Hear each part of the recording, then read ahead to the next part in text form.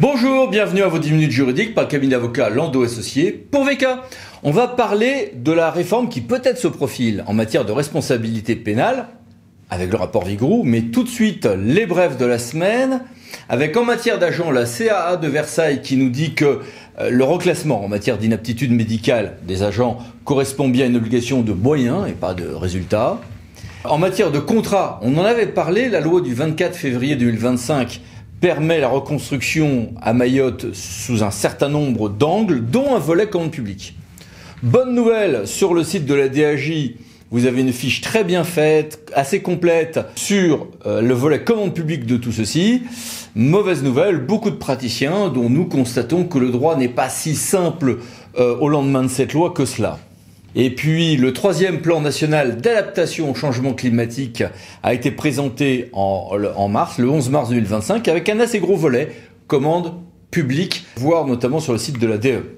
Sauf que cette adaptation au changement climatique ne va pas être si simple. On glisse vers un plus 4 degrés, ce qui, en termes de sécheresse, d'inondation, de montée des eaux, de température en ville, d'agriculture, etc., est loin d'être simple. Météo France a fait une petite étude assez, stimulante. Voici ici les références, ou sinon sur le site de Météo France, qui s'appelle Climat futur en France, à quoi s'adapter.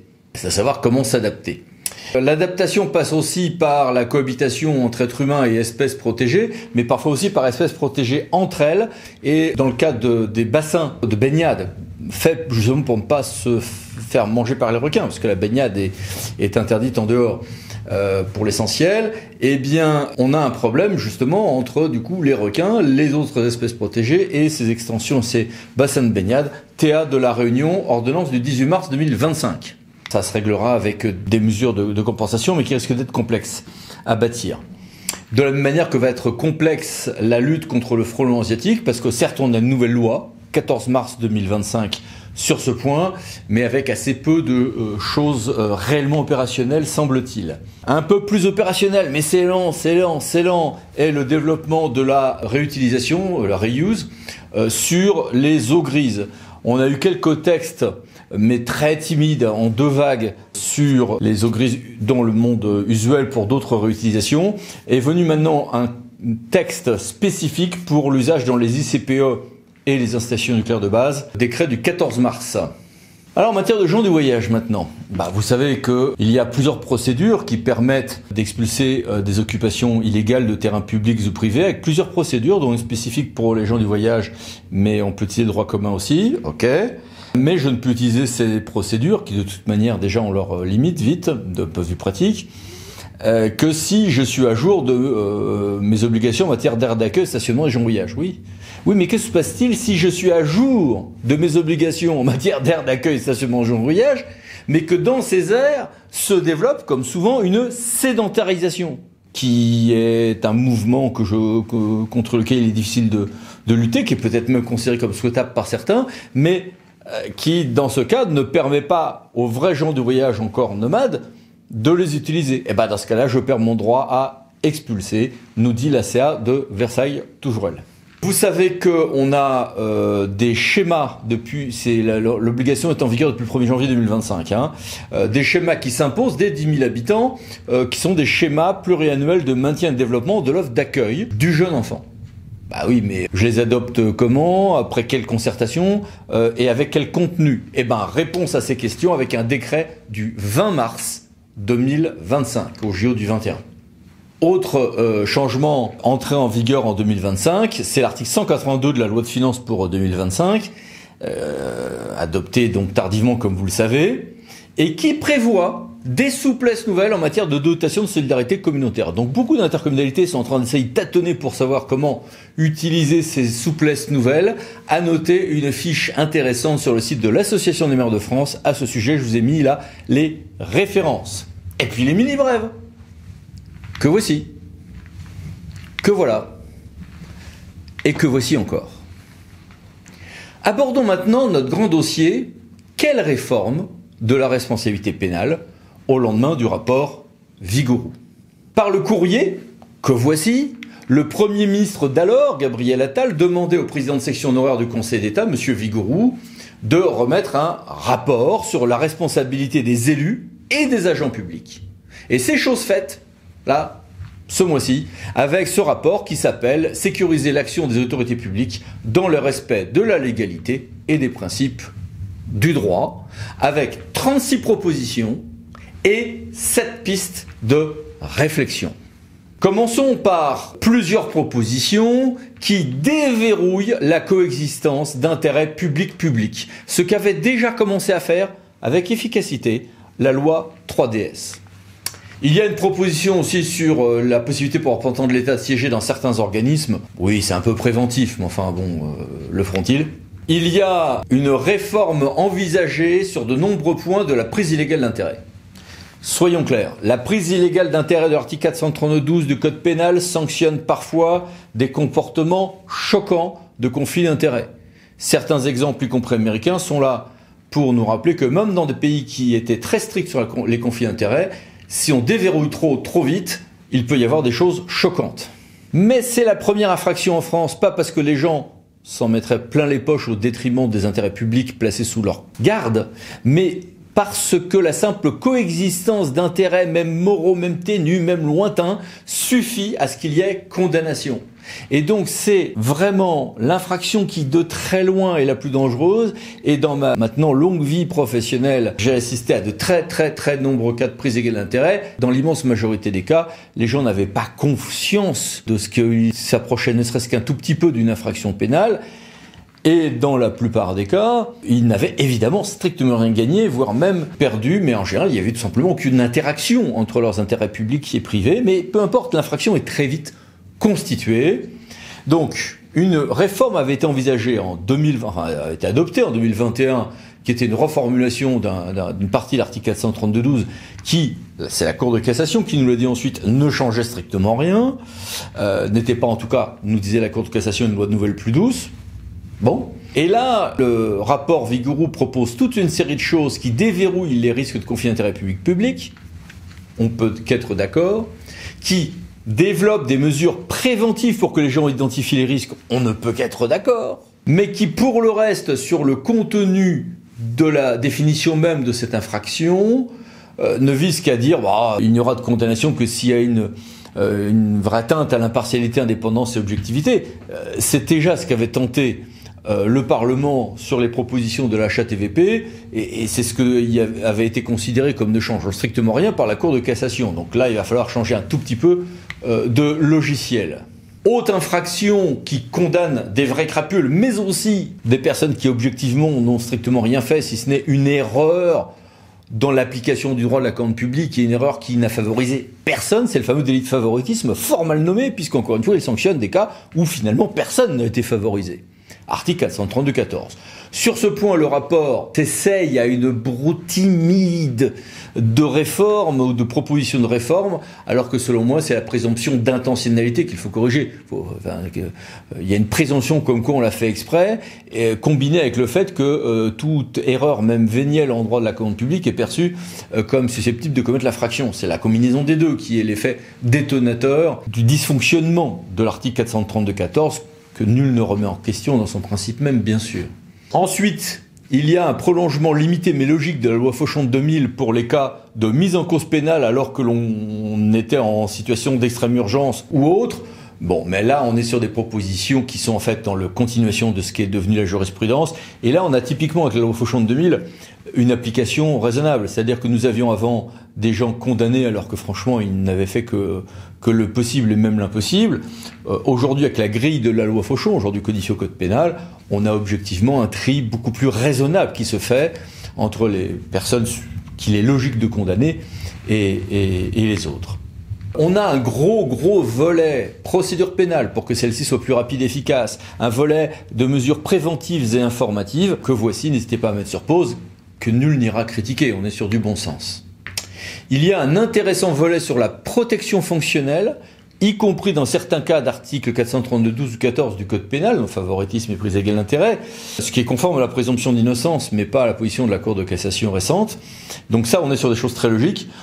Disons que ça aurait été intéressant de glisser une réforme aussi sur l'extension de la protection fonctionnelle quand on est en responsabilité financière des gestionnaires publics. Ça aurait évité bien des difficultés. Et puis il y a quelques autres réformes. Par exemple, ne pas respecter un certain nombre de droits sur l'information à donner à la haute autorité pour la transparence de la vie publique, c'est du pénal et c'est très bien. Dans d'autres cas, on est sur des mini-broutilles, des petites erreurs. Ça sert à rien que ce soit du pénal quand ce sont que des erreurs d'inattention corrigées. Là aussi, quelques réformes que voici, n'hésitez pas à mettre sur pause, dont ces relatives et petites dépénalisations qui sont proposées et qui sont raisonnables. Assez souvent de ces propositions, vous verrez aussi leur application uniquement pour les services publics administratifs. Alors, on ne voit pas pourquoi les services publics industriels et commerciaux, que seront par exemple l'eau, l'assainissement, les transports, les ordures ménagères parfois, quand on est en Rome, iraient déroger à ce règle-là. Je pense que le fait que nous ayons là des rédacteurs du rapport qui ont essentiellement un prisme de l'État explique ceci, mais à l'échelle locale, c'est évidemment peu compréhensible.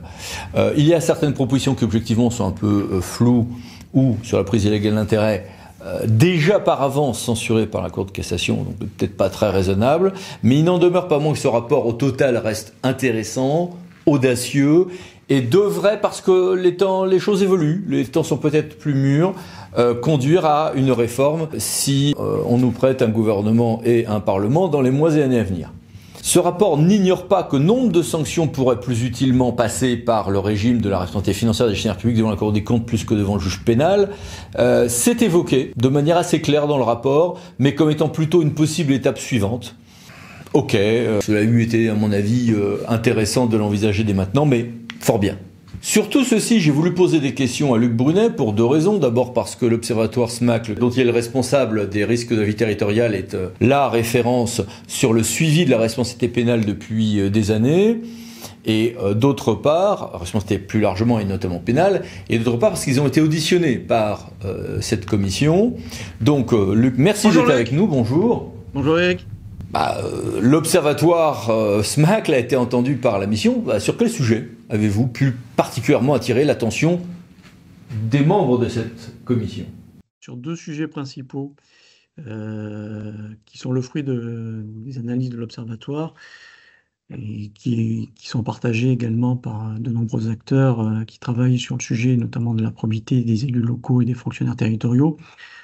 Et le sujet principal sur lequel nous les avons alertés, c'est le champ du délit de la prise illégale d'intérêt, qui en l'état actuel des textes nous semble beaucoup trop large, ratisse trop large, dans la mesure où il met dans le même sac des élus et des agents qui sont réellement malhonnêtes, qui ont profité de leur mandat à des fins personnelles, donc qui méritent d'être sanctionnés, avec des élus et des fonctionnaires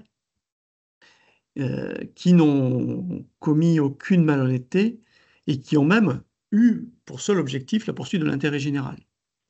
Et là, il y a des exemples qui sont nombreux, et c'est le cas classique de l'élu rural qui va voter une subvention modique, très modique, pour une association qui organise la fête au village, et qui va se retrouver poursuivi et condamné au pénal, parce que juridiquement, l'infraction de prise illégale d'intérêt est caractérisée.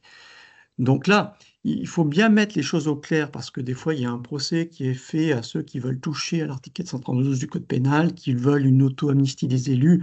Non, il s'agit de mieux cibler la répression, vraiment pour cibler la répression sur ceux qui ont vraiment été malhonnêtes. Il y a des élus, il y a des fonctionnaires qui n'ont rien à faire devant le juge pénal, qui sont traduits néanmoins devant le juge pénal parce qu'ils se sont fait piéger bêtement, parce que le texte d'incrimination, en l'état actuel de l'article 432 du Code pénal est beaucoup trop large. C'est une infraction qu'on peut qualifier d'ouverte. Et donc, il est grand temps, effectivement, de remédier à cette situation pour redonner de l'air aux élus locaux et aux fonctionnaires territoriaux, sachant qu'il y a un enjeu démocratique derrière. C'est celui des prochaines élections municipales de 2026. On sait que le mandat qui se termine, il a été particulièrement compliqué. Ils ont commencé avec la crise Covid, il y a eu le phénomène des agressions, et puis en plus, donc, effectivement, cette inflation des poursuites pénales. Donc là, il y a un enjeu derrière démocratique. Et le deuxième point sur lequel nous avons tiré les membres de la mission, c'est sur la question de la protection fonctionnelle des élus dont les conditions sont différentes de celles des fonctionnaires territoriaux. Et on a notamment attiré leur attention sur la jurisprudence de la Chambre criminelle de la Cour de cassation qui considère que dès lors qu'on est poursuivi pour prise illégale d'intérêt, si je caricature à peine, c'est automatiquement une faute personnelle, et donc la protection fonctionnelle n'est pas due. Et deuxième effet qui se coule, des poursuites pénales peuvent être engagées contre l'élu qui a obtenu la protection fonctionnelle pour détournement de fonds publics. Or, quand on regarde la jurisprudence, oui, il y a des situations où la prise illégale d'intérêt, manifestement, est une faute perso parce que l'élu a recherché un intérêt perso. Mais il y a d'autres situations où on peut être poursuivi et même condamné pour prise illégale d'intérêt sans avoir recherché d'intérêt personnel. Donc là, effectivement, on a attiré l'attention de la mission sur cet aspect et nous avons constaté avec bonheur que la mission avait tenu compte de ces observations. Et la réforme proposée de l'article 432-12 du Code pénal, donc sur la prise illégale d'intérêt, a-t-elle plus de chances d'être efficace que la précédente loi dans la confiance dans l'institution judiciaire, qui a été un flop sur ce point? Il me semble que oui. Alors, je ne sais pas si tu partages mon analyse, mais par rapport à, effectivement au texte... La réponse est oui, je partage. Bon, voilà, merci. La loi dans la confiance de l'institution judiciaire, effectivement, a été considérée comme neutre par la Cour de cassation lorsqu'elle a eu à se prononcer s'il fallait savoir si le texte est d'application rétroactive ou pas. Elle a dit, ben non, c'est neutre, donc pas d'application rétroactive. Là, la mission Vigouroux va beaucoup plus loin que la réforme de 2022. Elle propose en fait de réserver la sanction pénale aux intérêts qui compromettent, et non pas seulement qui sont de nature à compromettre l'impartialité du décideur, de mieux circonscrire le champ du délit de prise illégale d'intérêt par l'exclusion des conflits public-public et la prise en compte du motif impérieux d'intérêt général, de restreindre la répression pénale aux seules atteintes effectives aux exigences d'impartialité, d'indépendance ou d'objectivité, et de mieux cibler au plan administratif l'interdiction des conflits d'intérêts en prenant en particulier mieux en compte la situation des élus et des agents de l'État qui siègent ès-qualité dans certaines instances.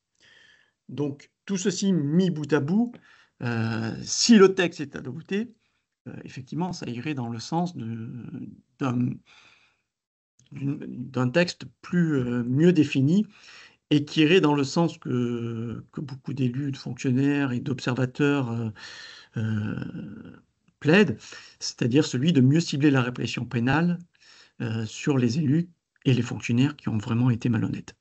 Sans pour autant placer le curseur trop loin dans l'autre sens, hein, parce qu'on sent bien que les membres de la mission avaient aussi prenaient en compte cet élément, c'est-à-dire qu'ils ne voulaient pas non plus conduire à une trop grande dépénalisation. Donc, il y a des magistrats de la Cour de cassation dedans, et ils étaient vigilants sur cet aspect-là.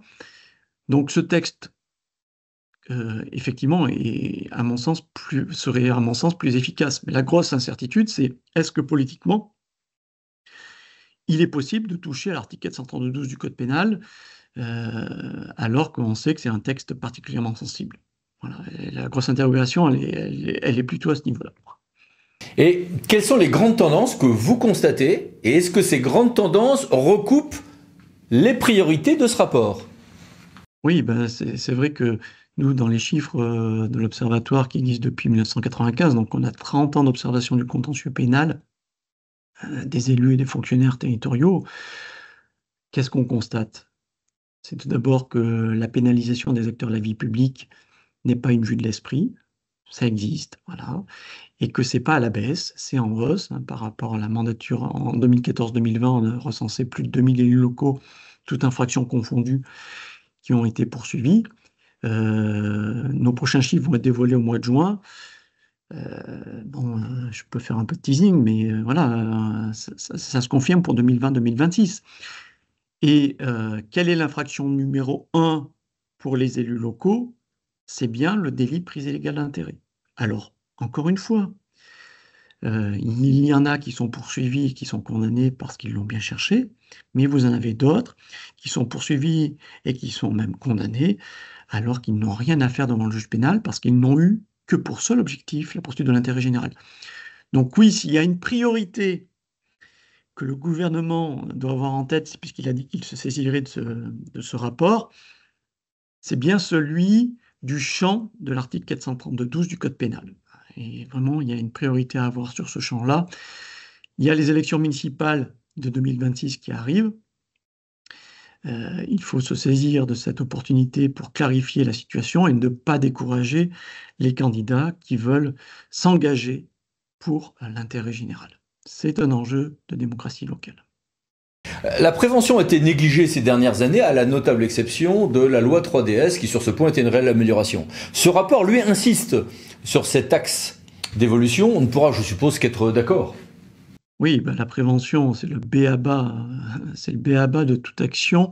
Et nous, en tant qu'assureurs, évidemment, on y est très sensible. Là, il y a tout un volet dans le rapport sur l'importance de la cartographie des risques. Donc, alors, le terme de cartographie des risques peut paraître un peu pompeux, mais c'est indispensable, et y compris, alors sans parler d'une cartographie très développée, mais y compris dans une commune rurale, le b.a.-ba de la prévention, c'est quoi? C'est identifier les risques. C'est identifier les risques que l'on a, parce que rien n'est plus dangereux qu'un risque qu'on n'a pas identifié. Donc ça, c'est la première étape. Ensuite, dégager un plan d'action à partir de cette identification, et donc ça suppose, parce qu'on n'a pas les moyens de tout faire tout en même temps, de définir des priorités, et ensuite, on fait un suivi de ce plan d'action, avec les priorités qu'on a définies. Si vous suivez cela, y compris dans une commune rurale, vous éliminez pas mal de risques, et vous vous engagez dans une démarche qui va être vertueuse. Et un autre aspect sur lequel insiste la mission, c'est l'importance de la formation et de la sensibilisation. Là aussi, c'est un aspect très important. L'année prochaine, il y a un renouvellement conséquent des équipes municipales, avec des nouveaux élus qui vont arriver. On n'a pas de formation pour être élu au départ. Donc, lorsqu'ils vont être élus, il va y avoir un gros travail qui va être conduit notamment par les associations départementales de maires qui dépendent de l'AMF, avec Mairie 2000. Il y a un dispositif des universités des maires qui va être mis en place. C'est un travail qui est effectivement essentiel pour sensibiliser les nouveaux élus sur leurs risques. Et l'Observatoire, mais je sais qu'Éric, toi aussi, tu es mobilisé sur ce type de dispositif, d'autres acteurs le sont aussi. C'est important, effectivement, de profiter de cette fenêtre pour sensibiliser les nouveaux élus à ces risques, parce que, encore une fois, on peut se faire piéger bêtement de bonne foi. Donc, il est important que les nouveaux élus soient sensibilisés à ces problématiques. Bien, merci beaucoup, au revoir Luc. Merci Eric. Et merci à vous. À bientôt pour une nouvelle vidéo, les 10 minutes juridiques, parlons d'associés pour VK. Pensez à vous abonner, c'est par là. Merci, au revoir.